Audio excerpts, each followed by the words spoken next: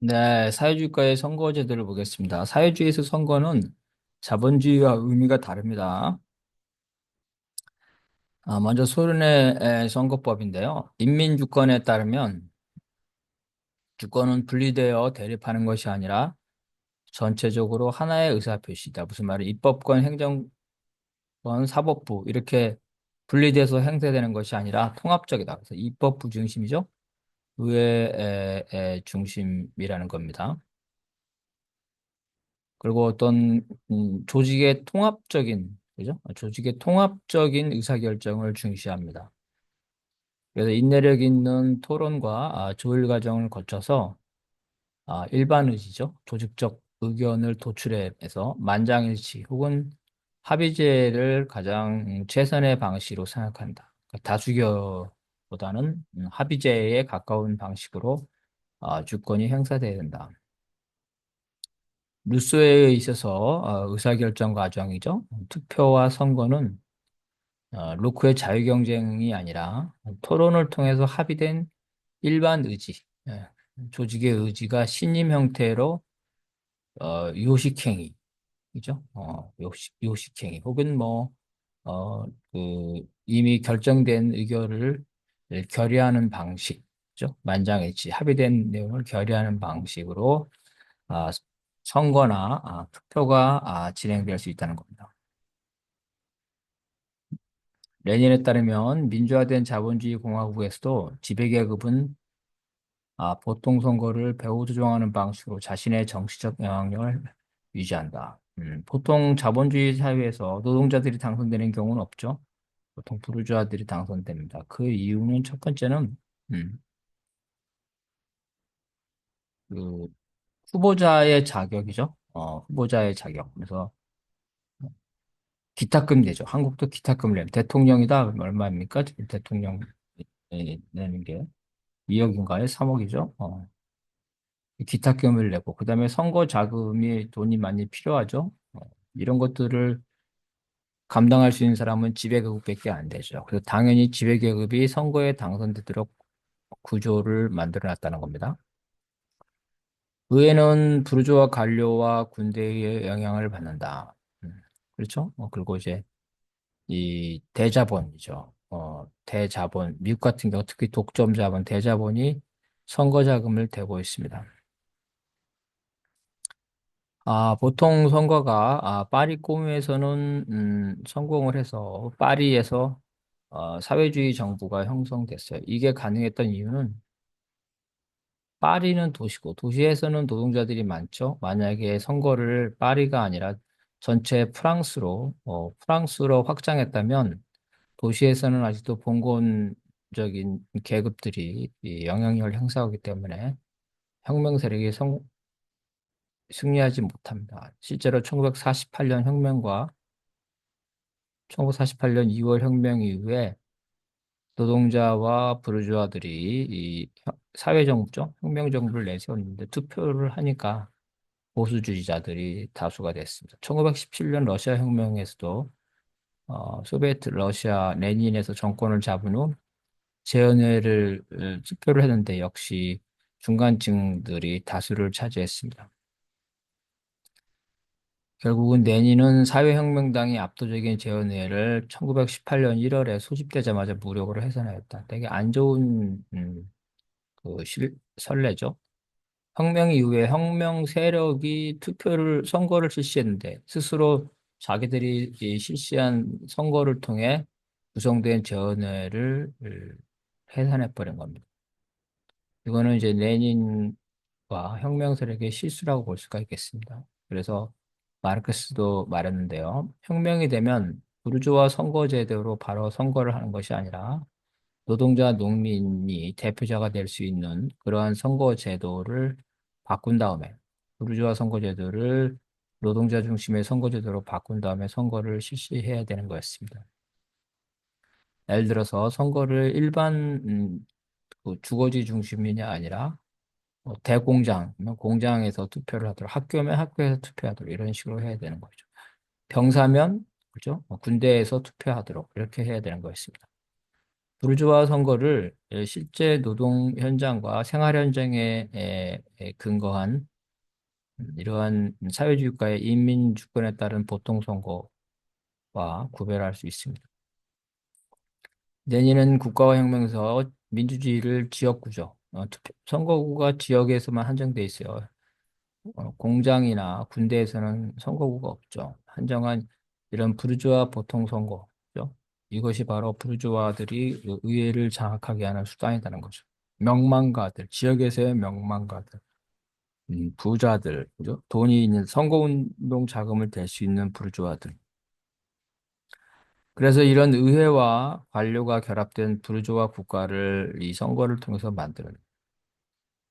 레닌은 혁명 이후의 사회, 특히 공산주의에서는 계급 및 국가와 함께 민주주의도 사멸한다. 자본주의 민주주의죠. 다수결. 다수결로서 서로 소수와 다수가 나눠서 서로 대립하는 그러한 투쟁적인, 분쟁적인 민주주의는 사멸한다. 1918년 레닌 헌법은 소비에트 대의원 선거에서 18세 이상의 남녀에 대해 선거권과 피선거권을 인정하였습니다. 대의원이 후보 자격이 18세 이상이니까 상당히 전향적인 겁니다. 다만 1936년 스탈린 헌법까지는 자본가, 금리소득자, 상인, 성직자, 경찰과 황실 관계자 등 구계급이죠. 착취계급에 대해서는 선거권을 일시적으로 박탈했다. 왜냐하면 이들은 범죄자죠. 범죄자. 노동자를 착취한 범죄자, 사회주의 체제의 이 혁명에 동의하지 않고 자본주의 사회에서도 범죄자죠. 범죄자들에게는 선거권을 주지 않습니다. 그래서 자본주의 사회에서 국가보안법이 있지 않습니까? 그런 거랑 비슷한 거다. 그래서 혁명 초기에 그 세력의 지배자들에게는 투표권을 주지 않았다. 1977년 헌법은 직접 비밀 평등 보통선거의 원칙을 명시했으며 연방 소비에트 경우 피선거권을 21세 이상으로 제한했다. 올렸네요, 나이를. 대의원 이 후보자 추천권은 공산당 노동조합 전연방 레닌 공산주의 청년동맹 등 협동조합, 기타 사회단체, 노동자 집단, 군부대, 군무회에 속한다. 이게 이제 사회주의과의 특징입니다. 출마하고 싶다 그래도 아무나, 이 자본주의 사회는 아무나 출마하잖아요. 기탁금을, 돈을 내거나, 그죠? 이렇게 하면서. 그런데 사회주의 사회에서는 그렇지 않고 조직의 추천이 있어야 된다. 조직 추천 없이 개인이 그냥 출마할 수는 없다. 선거 관리는 사회단체, 노동자 집단, 군 부대별 군무자 회의의 대표로 구성되는 선거관리위원회에서 합니다. 후보자 추천은 이런 선거관리위원회에 신고돼야 되고 추천된 후보자들은 선거 전에 어, 후보자 추천대회죠. 미리 토론을 거쳐서 법적 그죠? 토론을 거쳐서 한 명으로 압축됐다. 근데 이게 그 당시에 법적 규정이 없었답니다.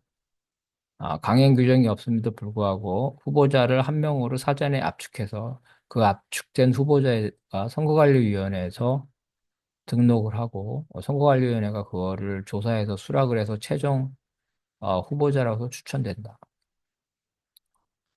소련도 부재자 투표를 인정했습니다. 결국은 후보 결정 과정에서 한 명으로 압축되기 때문에 이건 찬반 투표죠. 그래서 어떤 집회 우리로 말하는 그 정치 대립적인 선거가 아니라 일종의 정치적 결의를 밝히는 결의의 장이다. 정치 선동의 장이다. 그죠? 그래서 통상 당연히 투표율과 찬성률이 거의 100% 됐다는 거예요. 그러니까 단일 후보에 대해 찬성하는 경우에 그 후보 이름이 있겠죠? 아무런 표시 없이 그대로 투표함에 넣고 반대하는 경우에는 후보자의 성명의 횡선 가로로 두 줄을 긋고 반대 의사를 표시해야 되고 그러기 위해서는 기표소로 들어가야 된다는 거죠. 다시 말해서 찬성하는 사람은 기표소에 들어갈 필요가 없이 투표함에 넣고 반대하는 사람은 기표소에 들어가니 찬반이 드러나죠? 반대하기 어렵죠. 그리고 투표의 비밀을 보장하지 않았다. 고르바초프 페레스트로이카의 1987년 지방 소비에트와 일부 단기간의 선거에서 복수 후보제가 시험적으로 도입됐습니다. 1988년 헌법 개정과 같은 해 12월 인민대의원회의 대의원 선거법에 의해요. 각 구의 후보자 추천권이죠. 후보자 추천권을 노동집단 사회단체뿐만 아니라 거주지별 선거인들에게 줬다는 거죠. 자본주의하고 비슷하네요. 군사지역의 군무자 등에 부여된 이들 기관들은 지방기관들, 하급단체들, 이러한 단체 구성원들의 대의원 입후보자에 대한 제한을 고려하여 대의원 입후보자의 수를 제한하지 않는다. 지금까지 제한했죠? 네, 그것을 제한하지 않는다. 선거 전 회의자 토론을 통해서 또 자신을 비롯한 임의의 입후보자를 추천할 수 있도록 했다. 선거관리위원회 회의에서도 추천할 수 있도록 해서 추천을 다양성, 과거에 국가 조직이나 사회 조직만을 통해서 후보가 추천됐는데 거주주 선거인들 혹은 그 회의를 통해서 추천할 수 있다. 1988년 인민대의원의 선거법을 보면 이 후보자 추천회의에서 후보자들의 무제한 추천의 조건, 그죠? 그래서 인원수를 제한하지 않았다는 것. 투표 방법에 있어서 여전히 그 선거인들은 반대하는 후보자들의 성명을 삭제하는 방식으로 했다. 비밀 투표를 보장하게 선거인은 반드시 투표소의 실 또는 칸을 경유하여 투표하도록 했다. 그러니까 이게 찬성하면은 그냥 기표소에 놓고 반대하면은 성명을 삭제하는 절차를 하는데 이번에는 찬성하거든 반대하거든 무조건 그 투표소의 실칸을 경유하도록 했다는 거예요. 상대적으로 어, 이 비밀투표, 자유투표를 보장하는데 그렇다 하더라도 이 찬성하는 사람은 그냥 바로 투표소를 통과해가지고 기표하면 되게 반대하는 사람은 투표소에서 멈춰서 어떤 행동을 해야 되겠죠. 결국은 찬성과 반대가 역시 눈에 띈다. 헝가리는 1989년 그죠? 동구 사회주의국가에서 처음 복수정당대에 의한 자유 총선거를 실시하였고 이에 기반한 헌법도 채택했고 헝가리의 선거제도는 소선거구제와 지역 비례대표제 혹은 또한 전국 비례대표제를 혼합하는 거다. 폴란드도 1988년 선거법에서 복수 후보제를 보장했습니다. 비록 정당 간의 의석 비율을 정하고 그 비율을 내서 정당 간의 의석 비율을 미리 정하나요? 그 비율을 내서 동일 정당 후보자 간의 경합을 통해 선거하는 것. 완전한 복수 정당제가 아니죠. 정당의 경쟁이 아닙니다. 한 의석에 대해 세 명까지 후보자를 인정했다. 세 명 넘는 후보자는 잘랐다는 거죠. 중요한 건 주민 집회를 통한 후보 추천을 허용하였다.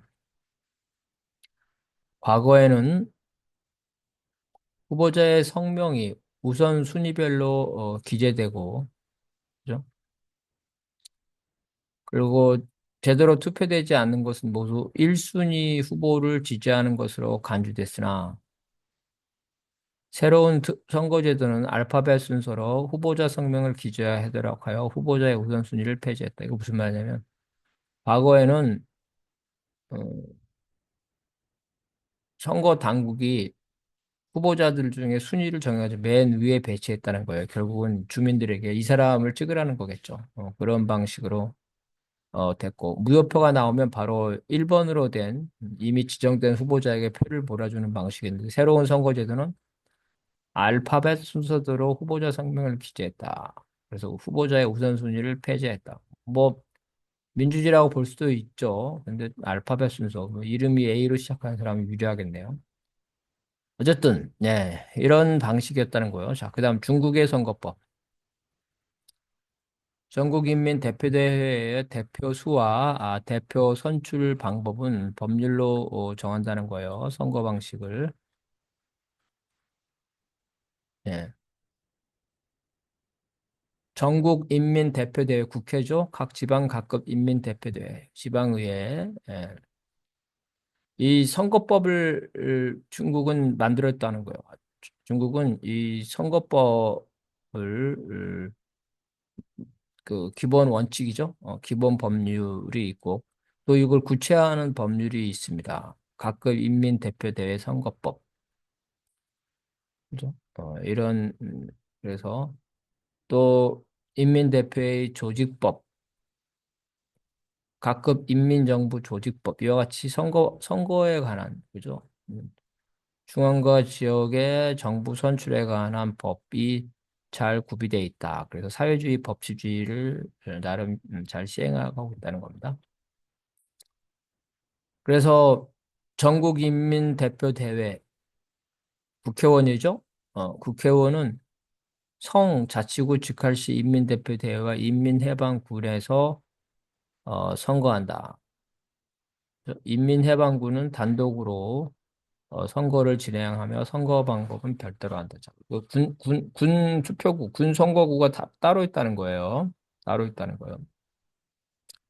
그 국회를 뽑는데 직접 투표가 아니라 간접 투표라는 거죠.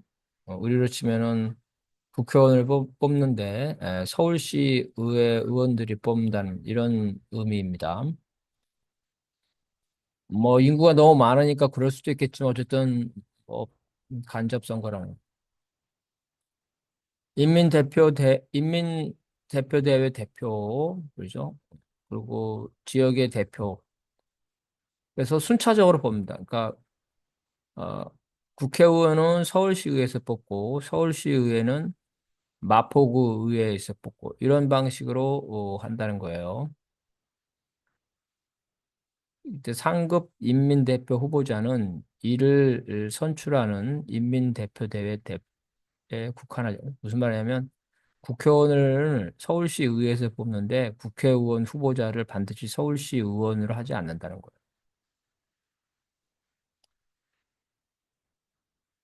그 다음에 구를 설치하자는 시, 가장 말단이죠. 말단. 말단의 기초의원이죠. 선거인이 직접 선출한다. 이거는 자, 우리로 치면은 지금 지방의회가 구단위만 있죠. 구단위인데 이 기초의회는 주민이 직접 투표하고 기초의회 의원들이 광역의원을 선출하고 광역의원 의원들이 국회의원을 선출하고 이런 방식입니다. 이게 이제 직접 선거가 아니라 간접 선거라서 비민주적이라도 볼 수 있지만 한편으로는 이제 루소의 인민 주권에 따르면 주권은 통일적으로 행사되기 때문에 밑으로부터 해서 위로 행사된다는 만약에 아 주민이 투표를 하는데 기초의원 선거도 직접 하고 광역의원 선거도 직접 하고 국회의원 선거 이런 자본주의 사회는 이렇게 되죠. 이렇게 됐을 때 기초의원 선거 결과와 이 광역의원 선거 결과가 따로 나타날 수가 있다. 그래서 밑으로부터 올라온다. 어쨌든 민주주의의 발전된 모습이라고 우리 눈에 자본주의적 관점에서는 적절하지 않다고 볼 수가 있겠습니다. 인민들은 기초의원 선거만 하니까 불만이겠죠. 농촌과 도시의 대표일 1인당 선거 수는 4배, 이거는 4배의 차이. 다시 말해서 도시에서는 10,000명당 한 명의 대표를 뽑는데 농촌에서는 4만 명당 한 명을 뽑는다. 그 이유는 농촌의 농민보다 도시의 노동자를 더 우대한다는 거. 당연히 이제 사회주의 국가니까 농민보다 노동자를 더 우대한다. 다만 도시와 도시 간에, 농촌과 농촌 간에는 인구 비례에 균등하게 하도록 노력해야 된다는 거. 그래서 직접 선거하는 대표의 후보자 수는 음, 정원보다 3분의 1 내지 1배가 많아요. 그러니까 만약에 100명, 100명을 선출한다면 후보자는 130명에서 200명 내에 된다. 아무리 많아도 2배수로는 안 된다는 거죠. 결국은 찬반 투표가 많아질 수밖에 없다. 간접 선거하는 대표자의 후보의 수는 정원보다 5분의 1 내지 2분의 1이 많아요. 간접 선거. 주민이 직접 투표하는 게 아니라 간접 선거하는 거는 예를 들어서 뭐 국회의원을 간접 선거한다 그랬죠. 중국에서. 그러면 5분의 1 내지 2분의 1이니까 100명을 뽑는다면은 120명 내지 150명의 후보를 내. 역시 찬반 투표가 다수가 된다는 거예요. 이 비율이 초과되면 의견을 조율해야 되고 조율이 안 되면 예선을 실시한다. 예비 경선을 실시하네요. 서로 협의가 안 되면. 나름 이 부분은 민주적으로 볼 수 있습니다. 왜냐하면 미국도 프라이머리를 하죠. 미국도 프라이머리 합니다. 예비 경선 합니다. 예비 경선에서 어느 정도 득표율이 된 사람들만 본선에 나가기 때문에.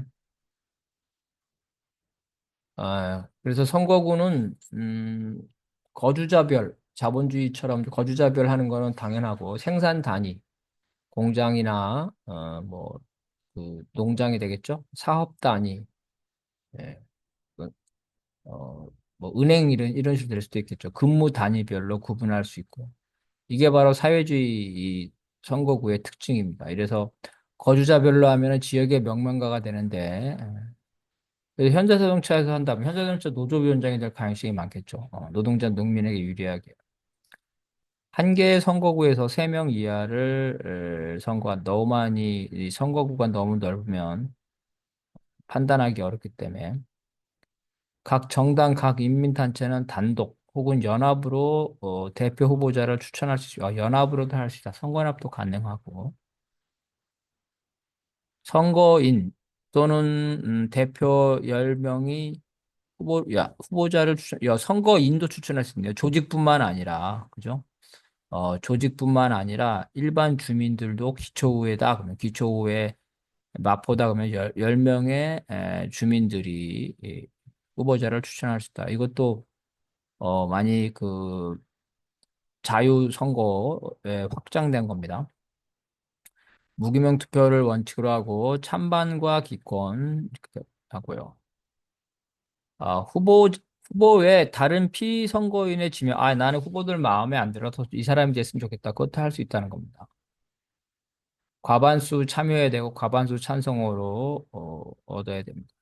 다만 과반수 찬성표를 얻은 후보자보다 정원이 많을 경우는 득표수 순서대로 한다. 그러니까 찬반으로 하는데 찬반으로 하다 보니까 과반수 찬성이 얻은 사람이 더 많을 수 있죠. 이럴 때는 득표수에 따라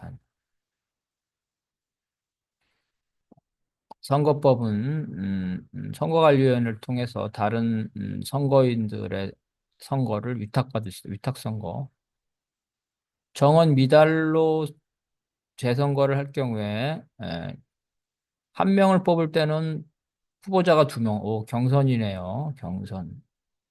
이때 직접 선거의 경우에 득표수가 3분의 1이 넘어야 된다. 그죠? 간접 선거의 경우에는 과반수 이상이 하지만 당선이 된다. 아주 세부적으로 해놨습니다. 중국의 선거법은. 선거인 또는 선거 단위는 자신들이 선출한 대표를 법률에 의해 소환한다. 직접 민주주의죠. 소환권. 그래서 대표죠, 대표. 국회는 예를 들어서 서울시의회에서, 그죠. 서울시의회 뽑은 데서 소환하고, 서울시의회는 뭐 마포구 의회에서 소환하고, 마포구 의원은 뽑은 사람이 주민들이니까 주민들이 소환한다는 겁니다. 그래서 그 사람을 뽑은 선거구죠. 선거구에서 과반수 이상의 찬성으로 소환한다는 겁니다. 음. 그리고 이 소환을 제기하는 거죠. 제기하는 거는 10분의 1 이상, 10분의 1 이상의 선거인이 이 소환안을 제출할 수 있다. 그리고 맨 밑에 이제 그 주민들은 기초의원만 뽑을 수 있는데 기초의원의 경우에 선거구에서 어, 원이죠, 원. 좀 큰 경우에는 50명 이상의 선거인, 향후배는 30명 이상의 선거인이 소환안, 파면안을 제출해서 투표를 하고 그 투표할 때는 그 선거구에서 과반수 찬성을 요구한다. 일상적으로 소환 제도를 하고 있다. 이건 우리는 이제 주민 소환은 되고 있고 국회의원 소환은 안 되고 있습니다. 이런 모든 소환 제도는 전부 다 되는데요. 주석, 국무원 구성원, 장관이죠. 중앙군사위원회 구성원, 최고인민법원 원장, 최고인민검찰원 검찰총장 이런 국가지도부에 대한 소환안, 해임안도 규정하고 있습니다. 3개 이상의 대표단 혹은 10분의 1 이상의 대표죠. 어, 국가 지도부에 대한 소환안과 해임안을 제출할 수 있다. 그러니까 국회의원 10분의 1 이상이네요. 우리 헌법은 국회의원 탄핵 발의, 헌법재판소 탄핵 심판인데 그게 아니라 투표제도로 할 수 있다. 현급 이상의 각급 인민대표 대회 대표는 법이 정한 절차에 따라 인민정부의 영도자, 그러니까 지역 차원에서도 다 이 소환 제도를 하고 있다는 겁니다. 홍콩의 경우에는 현지에서, 그죠? 현지 홍콩에서 자치를 합니다. 현지에서 선거 혹은 협의회에서 선출되고, 다만 임명은 중앙 정부가 임명하고, 그죠? 그래서 선거 방식은 그 보통 선거 방식으로 선출하는 거를 최종적으로 목표로 한다. 그러니까 홍콩에는 자본주의 사회라는 걸 고려해서 선거 제도를 점차적으로 발전시킨다는 거죠. 그래서 처음에는 간접 선거로 하지만 나중에는 후보 절차를 거쳐서 보통 선거, 직접 선거로 선출하는 걸 목표로 한다. 그래서 홍콩에 실제로 이제 구체적으로 선출 방식으로 행정장관이죠. 홍콩의 최고 행정 음, 책임자 2010년 그죠? 2010년 보면은 선거관리위원회죠. 그래서 선거구는 상공금융계 300명, 전문업계 300명, 노동사회 서비스 종교 300명. 홍콩 특별행정국의 전국 홍콩 출신의 국회의원, 그죠? 그리고 홍콩 출신의 전국 어, 정협 정치협상회의죠. 총전 300명, 모두 1200명이 선거인단, 이 1200명이 홍콩의 행정장관, 행정지도자를 선출한다는 거예요. 비례대표네, 직능별로 각 분야의 구분, 어, 그죠? 어, 그래서 각 분야의 조직들은 이런 선거인단을 선출할 수 있다는 겁니다. 그리고 선거인단을 선출할 때는 또 선거법이 이 규정에 따라서 거기에 따라서 하고 그래서 행정장관의 이 정책 결정에 보좌하는 행정행위, 국무회의 같은 행정행위죠. 행정장관에 주재되고 이런 행정장관의 구성원은 행정장관이 관료, 그다음에 의원 등 사회인사 중에서 임명한다는 거죠. 임명. 다만 추천을 받는다. 그런 사회단체들의 행정회의의 장관들은 외국의 거류권이 없는 그죠? 홍콩의 영구 주민, 중국 국민만이 할 수 있다. 그래서 홍콩 입법에는 이러한 국민으로 중국 국민, 왜냐하면 홍콩에는 외국인이 많죠. 중국 국적이 아닌 홍콩에서만 살아왔던 영구 주민, 그죠? 그다음에 홍콩 특별구에 외국의 거류권이 있는 홍콩 주민, 그죠? 여기에 아, 후보, 후보로 당선될 수 있다는 거죠. 그렇지만 그 점유 비율은 20%를 초과할 수 없다. 그러니까 이제 그 입법회에서 중국 국민이 아닌 사람들은 20%를 초과할 수 없다. 왜냐하면은 홍콩은 이제 여기 다국적이고 또 외국의 거주권을 가지고 있는 사람이 많고 또 홍콩에서 태어나서 중국의 국적이 없는 사람들도 있고 했기 때문에 그런 부분을 고려한 겁니다. 그래서 이러한 홍콩에 의해죠. 선출 방식도 어, 전국적으로 간접 선거에서 시작해서 직접 선거를 선출하는 목표를 달성한다. 이렇게 법에 돼 있고, 이제 구체적으로 보면 홍콩의 의회 구성 방법이죠. 어, 입법 회의의 구성은 총 70명, 직능당처가 선거하는 게 35명, 지역에 따라 직접 선거하는 게 35명, 반반이네요. 지역과 직능. 그래서 이러한 자세한 것들을 이 선거법에 규정되고 있습니다. 입법회의의 주석, 국회의장이죠. 호선으로 선출한다. 그죠? 음. 자본주의와 유사한 걸 많이 두고 있어요. 의회에서의 발언에 대해서 법률에 추궁을 받지 않는다. 면책특권. 홍콩은 자본주의를 하고 있기 때문에 자본주의적인 정치 이 제도를 일부 반영하고 있다는 겁니다. 불체포 특권이죠. 이 홍콩 입법의원들은 불체포 특권, 출석 시와 출석 과정 중에 체포당하지 않는다. 또 이건 행정장관이 홍콩 의회를 해산할 수도 있다. 근데 해산하기 전에는 행정회의, 그죠? 행정회의. 우리로 보면 강요겠죠, 강요. 국무회의의 의견을 구해야 된다. 또 행정장관은 의회에서 통과된 법률에 대해서 음, 거부권, 재의결을 요구할 수 있다. 그죠? 이럴 경우에 의회는 3분의 2, 이거 다 자본주의적 조항이죠. 어. 그래서 홍콩은 자본주의를 실시하기 때문에 일부 자본주의적 정치 제도를 아, 도입하고 있다는 겁니다. 그래서 홍콩에 관한 자세한 규정들을 하고 있어요. 행정장관이 입법 의회에서 통과한 법률을 두 번 거절한 경우에 이 의회를 이 해산할 수 있다는 거죠.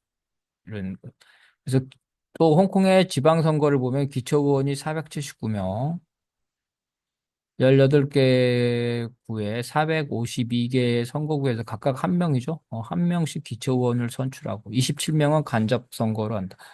그래서 기초는 직접 선거라는 거죠. 행정장관을 선출하는 선거위원 약 1200명 중에 10%에 해당되는 117명을 이 기초의원들이 이 선거인단으로 들어간다는 겁니다.